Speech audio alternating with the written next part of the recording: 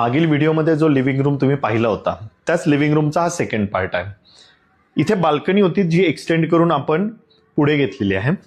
याला wooden flooring use केलेलं आहे पूर्णपणे. तसेच ईशान्य कोपरा येतो त्यामुळे आपण ईशान्येला मंदिर आणलंय. बेसिकली आपण याला देखील पूर्ण विनियर यूज केलेलं आहे, सागवानच्या जाळ्या यूज केलेल्या आहेत. बॅक साईडला ॲक्रेलिकची शीट यूज केलेली आहे ज्यातून लाईट रिफ्लेक्शन येत आहे.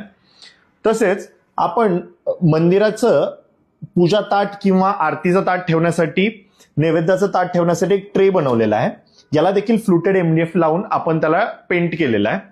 मंदिरासमोरील जागा कशी युटिलाइज करायची तर आम्ही इथे सागवानी झुला हँग केलेला आहे. ट्रेडिशनल झुला हँग केलेला आहे त्याच्यामुळे थोडासा अजून टच छान मिळतोय तिथे. जागेअभावी आम्ही एक कॉम्पॅक्ट डायनिंग टेबल आणलेला आहे जो शिसमचा आहे. 2 चेअर आणि एक बेंच आहे 2 सीटरचा.